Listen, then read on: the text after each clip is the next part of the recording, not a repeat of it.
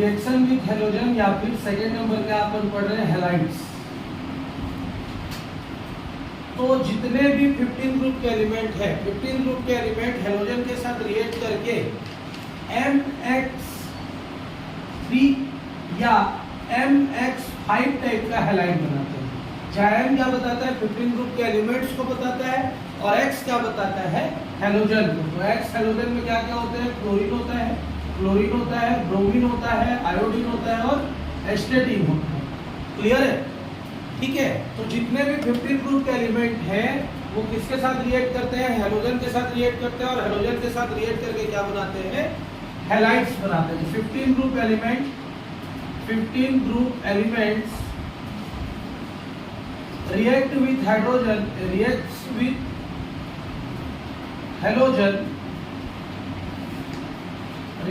halogen to form MX3 and MX5 type halide। क्या बनाते हैं, MX3 या MX5 टाइप का हैलाइड बनाते हैं। क्लियर है यहां पर तक? Nitrogen do not form MX5 type halide because it do not show pentavalency। Clear है? नाइट्रोजन MX5 टाइप का हैलाइड नहीं बनाता है क्योंकि पेंटावेलेंसी शो नहीं करता, +5 शो नहीं करता है, बाकी सब शो करते हैं। इसका कारण क्या है, रीजन क्या है इसका, मैंने बताया रीजन इसका उस दिन, अनअवेलेबिलिटी ऑफ वैकेंट डी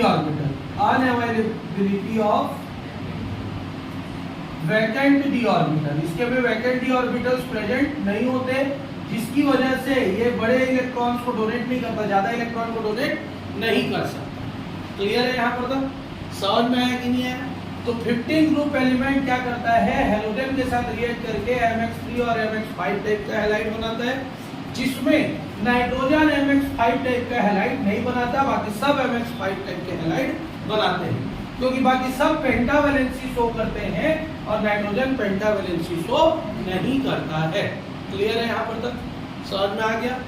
अब यहाँ पे एक चीज याद रखना है, we know that nitrogen family elements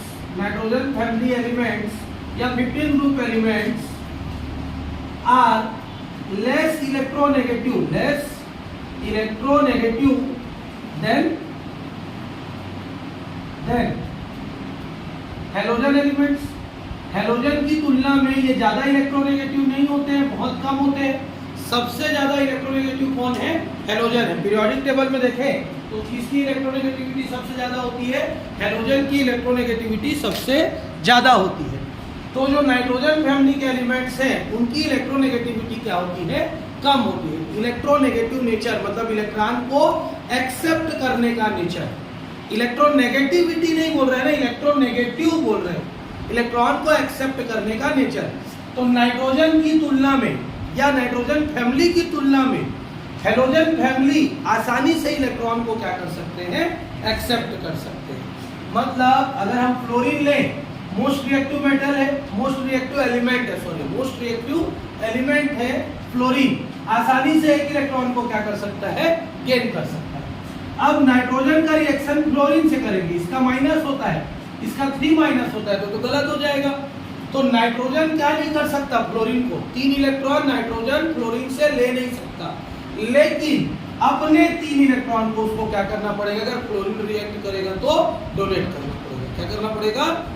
कई ऐसे केसेस आ जाते हैं जिसमें वो इलेक्ट्रोनेगेटिव होने के बावजूद भी क्या नहीं कर सकता है, इलेक्ट्रॉन को क्या नहीं कर सकता है, एक्सेप्ट नहीं कर सकता, क्योंकि उससे ज्यादा रिएक्टिव मेटल उससे रिएक्ट करना चाह रहा है, उससे ज्यादा रिएक्टिव मेटल बार बार निकल रहा है एलिमेंट, इसकी रिएक्टिविटी, इसकी इलेक्ट्रोनेगेटिव नेचर इसके कंपैरिजन में ज्यादा होती है। तो जब ये इसके कंपैरिजन में आता है तो इसको ये क्या कर देता है, इलेक्ट्रो पॉजिटिव बना देता है। उसी तरीके से अगर ऑक्सीजन का रिएक्शन भी फ्लोरीन के साथ करेंगे तो हमको पता है ये 2 माइनस होता है, हमको पता है, लेकिन अब चूंकि ये ज्यादा इलेक्ट्रोनेगेटिव है, ये कम इलेक्ट्रोनेगेटिव है, तो अपने आप ये क्या हो जाएगा, इलेक्ट्रोपॉजिटिव हो जाएगा। क्या हो जाएगा, इलेक्ट्रो। क्लियर है कि नहीं है, समझ में आया? ये क्यों होता है, क्योंकि मोर इलेक्ट्रोनेगेटिव के इन्फ्लुएंस में आके इसका नेचर क्या हो जाता है, चेंज हो जाता है। क्या हो जाता है, चेंज हो जाता है। तो इसी चीज को समझेंगे कि हमको पता है कि इसका ऑक्सीडेशन स्टेट 15 ग्रुप एलिमेंट का कितना होता है। 15 ग्रुप एलिमेंट का ऑक्सीडेशन स्टेट होता है -3 एंड +5। +5 तो समझ में आता है, इलेक्ट्रोपॉजिटिव नेचर है। नाइट्रोजन को छोड़ के बाकी सब शो करेंगे, लेकिन ये सब तो -3 शो करते हैं। और हेलोजन का ऑक्सीडेशन स्टेट कितना पड़ के आए हैं, -1। क्लियर है यहाँ पर तक? तो दोनों नेगेटिव नेगेटिव तो आपस में रिएक्ट नहीं करेगा, लेकिन इसकी इलेक्ट्रोनेगेटिव नेचर ज्यादा होती है। Electronegative nature is more. इसकी इलेक्ट्रोनेगेटिव नेचर या प्रवृत्ति क्या होती है, इलेक्ट्रॉन एक्सेप्ट करने की क्षमता क्या होती है, ज्यादा होती है। क्लियर हो क्या? और ज्यादा होने के कारण when any other element reacts, when any other electronegative element reacts, then the element act as electropositive। अपने आप किसकी तरफ व्यवहार करना शुरू कर देता है, वो इलेक्ट्रोपॉजिटिव की तरफ। क्लियर है यहाँ पर तक? हमको पता है कि इसकी इलेक्ट्रोनेगेटिविटी ज्यादा होती है, इलेक्ट्रोनेगेटिव ज्यादा होता है। अगर दूसरा इलेक्ट्रोनेगेटिव एलिमेंट इससे रिएक्ट करने की कोशिश करेगा तो ये अपने इफेक्ट से उसको क्या बना देगा, इलेक्ट्रोपॉजिटिव बना देगा। इसीलिए नाइट्रोजन रिएक्ट करे NCl3, ठीक है, तुम्हारा PCl3, और क्या आएगा AsCl3, तुम्हारा और क्या आएगा BiCl3, या फिर तुम्हारा एक और क्या बताता है SbCl3। इसके बाद क्या बनता है PCl5, AsCl5, SbCl5 और BiCl5। क्लियर है यहाँ पर तक? नाइट्रोजन क्यों नहीं बनाता है, ये क्वेश्चन का आंसर लिख चुके हैं हम लोग पहले भी। ठीक, चलो नोट करो यहाँ पर, पॉज करो एक बार। बोल। MX3 टाइप का हैलाइड रहता है, वो MX3 टाइप का हैलाइड sp3 हाइब्रिडाइजेशन शो करता है। क्या शो करता है, sp3 हाइब्रिडाइजेशन शो करता है। और sp3 हाइब्रिडाइजेशन शो करता है, इसका स्ट्रक्चर भी क्या होता है, पिरामिडल। क्या होता है इसका structure, pyramidal, same to same NH3 की तरह, ठीक है। और बॉन्ड एंगल कितने डिग्री का होता है, 107 डिग्री। थोड़ा चेंज होता जाता है, लेकिन minimum bond angle, sorry maximum bond angle कितने डिग्री का होता है, 107 डिग्री। जितने MX5 टाइप के हैलाइड है वो कौन सा हाइब्रिडाइजेशन शो करते हैं, sp3d हाइब्रिडाइजेशन शो करते हैं। और sp3 हाइब्रिडाइजेशन शो करने के कारण इनका जो स्ट्रक्चर होता है वो होता है ट्राइगोनल बाइपिरामिडल। क्या होता है, ट्राइगोनल बाइपिरामिडल। और ये बॉन्ड एंगल बनाते हैं 90 डिग्री का और 120 डिग्री का। ये दोनों बॉन्ड एंगल बनाते हैं 90 डिग्री का और 120 डिग्री का। स्ट्रक्चर देखेंगे तो इनका स्ट्रक्चर कैसे होगा, P ऊपर,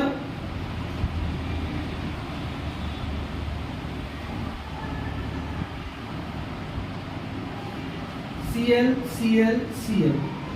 ये तुम्हारा हो गया क्या, PCl3 का। और ये तुम्हारा बनेगा, पहले ट्रायंगल बनेगा, ये ट्रायंगल कितने डिग्री का बॉन्ड एंगल शो करेगा, 120 डिग्री का। कितने डिग्री का, 120 डिग्री। ठीक है, एक सर्कल 360 डिग्री होता है, तो 3 पार्ट में डिवाइड करेंगे तो 120 120 120 हो गया। अब एक क्या रहता है, क्लोरीन ऐसे 90 डिग्री में ऊपर रहता है, और एक क्लोरीन 90 डिग्री में क्या रहता है, पीछे रहता है। मतलब ये सरफेस है, तो एक क्लोरीन सामने 90 डिग्री की तरफ रहेगा और एक क्लोरीन पीछे 90 डिग्री की तरफ रहेगा। कॉपी में बना सकते हैं, नहीं बना सकते हैं। इसीलिए हम लोग इसको ऊपर और नीचे ऐसे लाइन खींच देते हैं।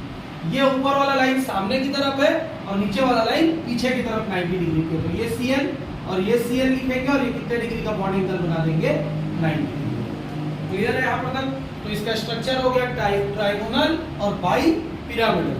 ये तुम्हारा पिरामिडल, नोट करो इसको भी, इसी के आगे नोट करते रहो।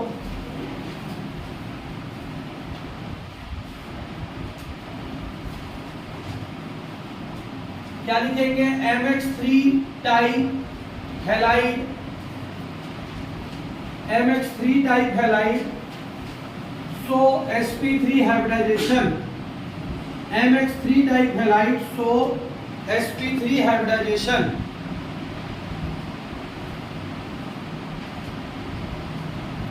MX3 type halide, so sp3 hybridisation with bond angle 107 degree, with bond angle 107 degree and pyramidal structure, pyramidal structure, pyramidal structure and pyramidal structure 107 degree and pyramidal structure. Drawing को बनाओ याला,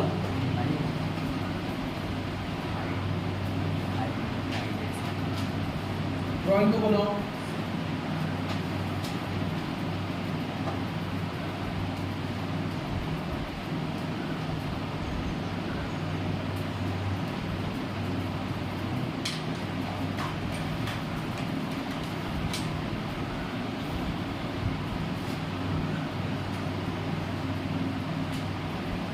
फिर लिखेंगे नीचे लाइन से drawing बनाने के बाद ये वाला ड्राइंग कंस्ट्रक्ट करो, उसके बाद लिखो MX5 type halide, MX5 type halide, so sp3d hybridisation, so sp3d hybridisation,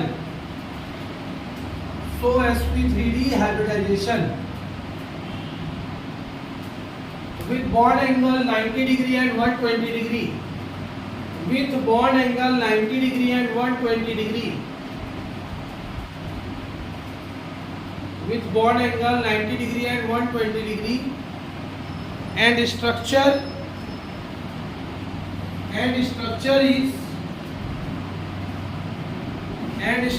is trigonal bipyramidal, trigonal bipyramidal and structure is trigonal bipyramidal.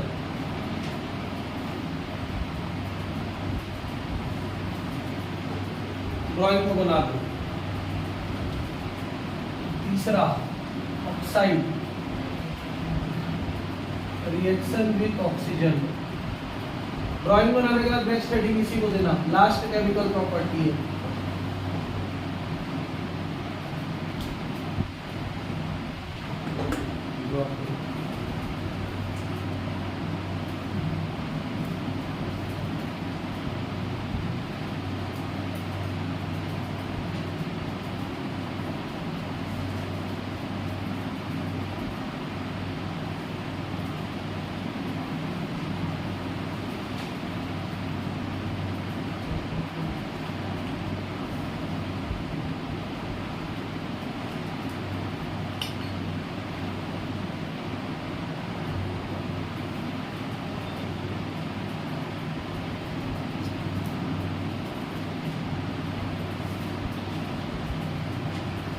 हो गया।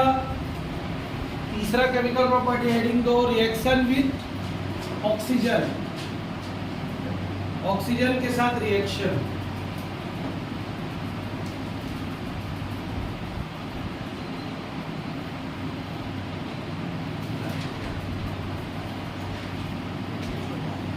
Fifteen group element react with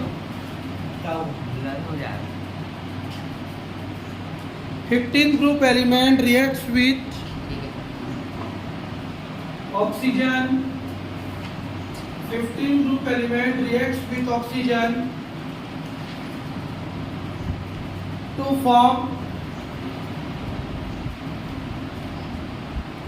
acidic and basic oxides, acidic and basic oxides।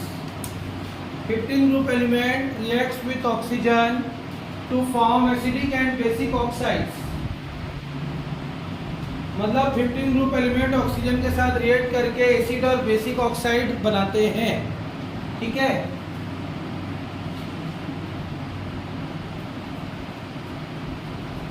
Nitrogen देखो समझो, nitrogen forms 5 oxides. Nitrogen कितने oxides बनाता है? 5 oxides बनाता है, जिसमें पहला ऑक्साइड है N2O, दूसरा ऑक्साइड है N2O2, तीसरा ऑक्साइड है N2O3, चौथा ऑक्साइड है N2O4, लास्ट ऑक्साइड है N2O5। इसको हम लोग क्या लिख सकते हैं, NO भी लिख सकते हैं, और इसको हम लोग क्या लिख सकते हैं, NO2 भी लिख सकते हैं। क्या लिख सकते हैं, NO2। 2 1 जा 2, 2 2 जा 4, 2 1 जा 2, 2 1 जा 2। इसका नाम क्या है, नाइट्रस ऑक्साइड। क्या नाम है इसका, नाइट्रस ऑक्साइड। इसका नाम क्या है, नाइट्रिक ऑक्साइड। क्या है ये, नाइट्रिक ऑक्साइड। ये क्या है, नाइट्रोजन ट्राइऑक्साइड। Nitrogen trioxide. इसका नाम क्या है, नाइट्रोजन टेट्राऑक्साइड। क्या है, नाइट्रोजन टेट्राऑक्साइड। और इसका नाम क्या है, नाइट्रोजन डाइऑक्साइड। Nitrogen dioxide. और ये तुम्हारा क्या है, nitrogen pentoxide. Nitrogen pentoxide. Clear है कि नहीं? इसका नाम अलग अलग लिखने का मेरी मजबूरी हो गई, क्योंकि इसको नाइट्रोजन टेट्राऑक्साइड बोलते हैं। जब नाइट्रोजन डाइऑक्साइड के दो मॉलिक्यूल्स आपस में जुड़ जाते हैं तो टेट्राऑक्साइड कहलाता है, और सिंगल मॉलिक्यूल रहता है तो क्या कहलाता है, नाइट्रोजन डाइऑक्साइड। ये सारा बेसिक नेचर शो करता है। क्या शो करता है, बेसिक नेचर शो करता है, मतलब सब बेस की तरह व्यवहार करता है। लिटमस पेपर को ब्लू को रेड में या रेड को ब्लू में किसमें कन्वर्ट करेगा, रेड को ब्लू में कि ब्लू को रेड में? रेड को ब्लू में कन्वर्ट करेगा, क्योंकि ब्लू टू रेड एसिड होता है और रेड टू ब्लू बेस होता है। क्लियर है यहाँ पर तक? दूसरा अगर हम लोग लें फास्फोरस, तो जो फास्फोरस है वो क्या करता है, वन ऑक्साइड बनाता है, सिर्फ एक, बाकी सब एक एक ऑक्साइड बनाएगा। P2O5 या इसी को बोलते हैं P4O10। Phosphorus pentaoxide, phosphorus pentaoxide या phosphorus dioxide, decaoxide. Phosphorus decaoxide. तीसरा आर्सेनिक, दो ऑक्साइड बनाता है। आर्सेनिक फॉर्म्स टू ऑक्साइड्स, दो ऑक्साइड्स बनाता है, AsO2, As2O3। Arsenic oxide, arsine oxide. ठीक, आर्सेनिक, आर्सिन ऑक्साइड।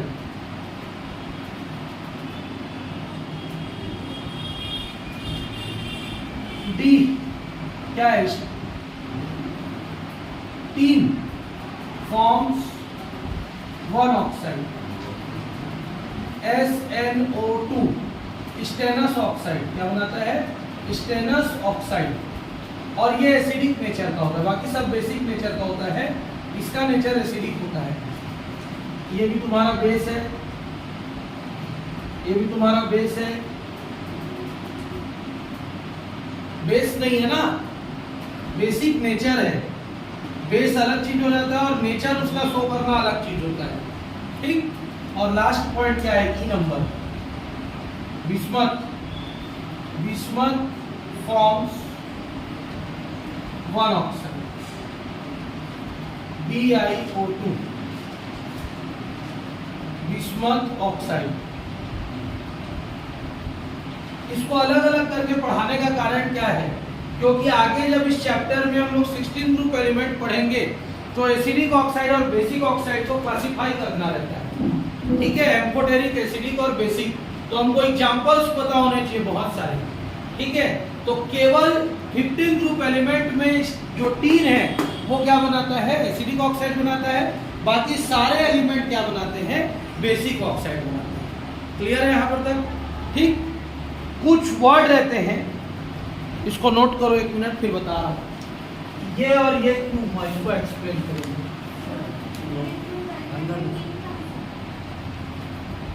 ऐसे मतलब antimony, sorry antimony, Sb, stibine oxide. थोड़ा सा ये हटके है, इसको समझ लो। Cuprous, cupric, nitrous, nitric, stannous,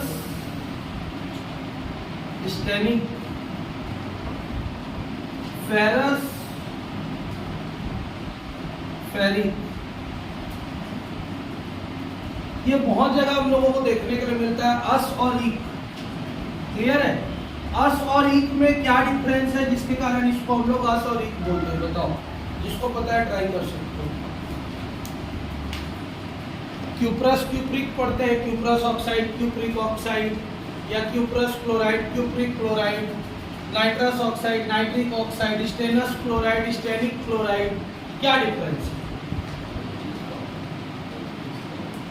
नहीं, मॉलिक्यूल्स का नहीं होता है, ये होता है difference in valencies, difference in valency of central metal atom. जो सेंट्रल मेटल एटम होता है जैसे कॉपर, नाइट्रोजन, तुम्हारा टीन और क्या है, आयरन, ये सेंट्रल एटम है। इसकी वैलेंसी अगर ज्यादा होती है, वैलेंसी अगर क्या रहती है, मोर, तब हम लोग क्या यूज करते हैं, अस। और वैलेंसी अगर हो जाती है लेस तो क्या यूज करते हैं, इक।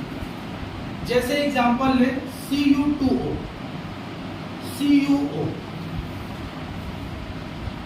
अब यहां पर कॉपर की वैलेंसी कितनी हुई, 2 यहां लग रहा है, मतलब कॉपर की वैलेंसी कितनी हुई, Cu प्लस O2 माइनस, तो ये क्या हो गया, Cu2O।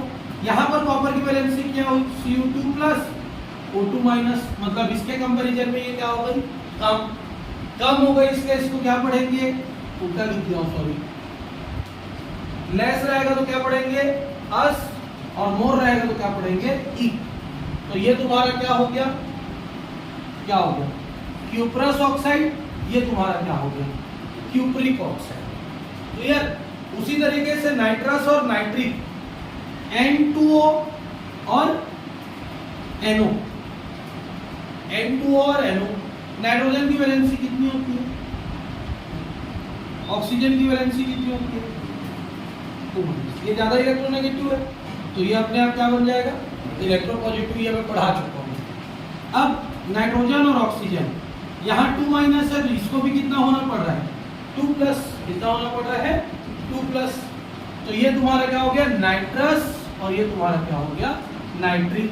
वैसे स्टेनस और स्टेनिक, और उसी तरीके से फेरस, और ये क्या हो जाएगा, फेरिक। क्लियर है? तो जब वैलेंसी कम होगी तो अस पढ़ना है, और ज्यादा होगी तो क्या पढ़ना है, एक लाइन में लिखो, when valency of any element is less, when valency of any element is less than other element, less than other element, then it is called, then us is used, then us is used, OUS. When valency of any element is less than other element, then us is used, OUS. Us is used. Full stop. When valency of any element is equal to, when valency of any element is equal to, when valency of any element is equal to or more than, is equal to or more than other element, then ic is used, ic is used. ये याद रखिएगा, ये note करके कहीं पे भी लिख लिए रहते हैं, बाद में यूज करेंगे। कॉपर ऑक्सीजन, अब कॉपर की वैलेंसी 1 है और ऑक्सीजन की वैलेंसी 2 है, तो ये तुम्हारा क्या हो गया, कॉपर ऑक्सीजन के कंपैरिजन में कम हो गई वैलेंसी, तो क्या यूज करेंगे, अस। और कॉपर का 2 और ऑक्सीजन का 2 हुआ, तो क्या यूज करेंगे, इक। ठीक? वैसी आयरन, ऑक्सीजन, Fe2O3, तो ये तुम्हारा क्या हो गया 3, ये क्या हो गया 2, और Fe3O4, तो ये 3 और ये कितना हो गया तुम्हारा 4। ठीक, जब ये एलिमेंट का ज्यादा होगा तो क्या यूज कर, सॉरी उल्टा लिख रहा हूं ना,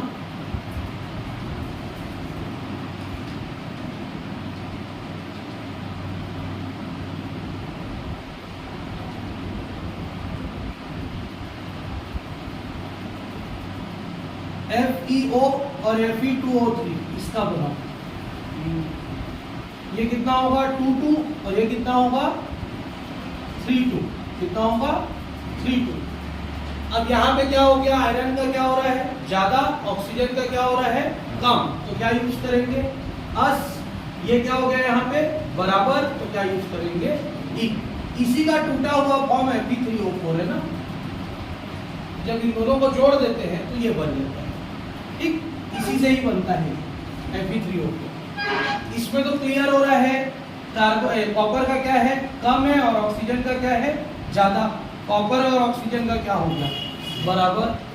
नाइट्रोजन वाले में देखो, यहाँ कितना था 1, यहाँ कितना था 2, अब कितना हो गया 2। जब N2O बनता है तो वैलेंसी क्या है, ये ऐसे लिखाती है और ये ऐसे लिखाती है वैलेंसी, ऐसी पढ़ते हैं ना, N का 1 और ऑक्सीजन का क्या हुआ 2, N2O2 लिखते हैं तो कैसे पढ़ते हैं, ये यहाँ लिखाएगा और ये यहाँ लिखाएगा, तो N2 और ये कितना हो जाएगा O2। इसीलिए इसमें क्या यूज किए इक, इसमें क्या यूज किए अस, इसमें क्या यूज करते हैं सॉरी, इसमें क्या यूज करते हैं अस और इसमें क्या यूज करते हैं इक।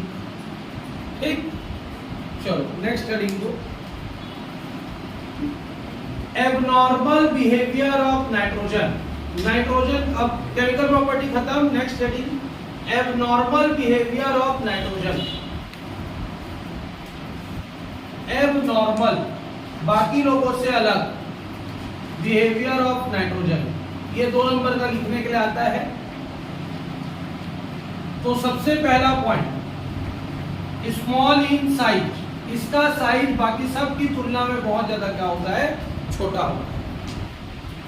Second point less electronegative, sorry vacant d orbitals are absent।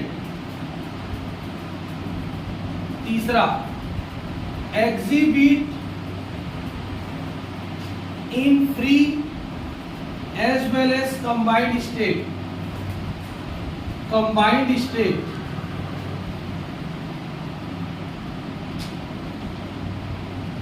चौथा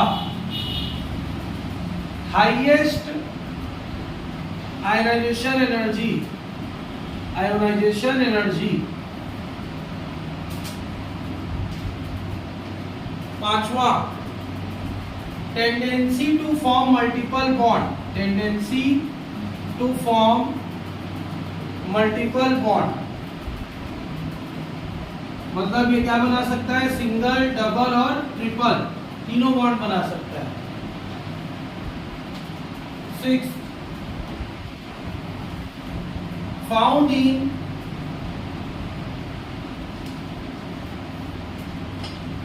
gaseous as well as liquid state, बाकी सब लिक्विड और सॉलिड में, जनरली सॉलिड में ही प्रेजेंट होते हैं, ये गैसियस स्टेट में भी प्रेजेंट होता है। अगला पॉइंट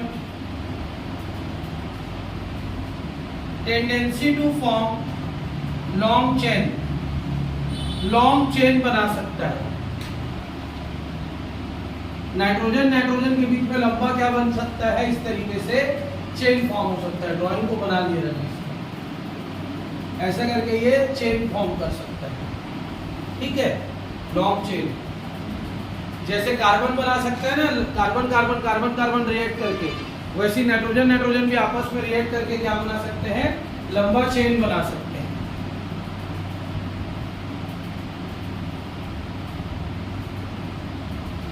अगला हाई इलेक्ट्रोनेगेटिविटी, इसकी इलेक्ट्रोनेगेटिविटी बहुत ज्यादा होती है as compare to other elements of same group, other elements of 15th group. या लिख देना ना, नहीं तो गड़बड़ हो जाएगा, क्योंकि सबसे ज्यादा इलेक्ट्रोनेगेटिविटी फ्लोरीन की होती है, फिर ऑक्सीजन की होती है, फिर क्लोरीन की होती है, ब्रोमीन की होती है, आयोडीन की होती है, एस्टेटिन की होती है। बीच में तो ऑक्सीजन आता है ना। Second most electronegative element oxygen है। हेलोजन वाली फैमिली तो है ही, लेकिन उसके बीच में तो ऑक्सीजन आ जाता है इलेक्ट्रोनेगेटिविटी में। इसकी इलेक्ट्रोनेगेटिविटी फ्लोरीन से कम, बाकी सबसे ज्यादा होती है। ठीक है,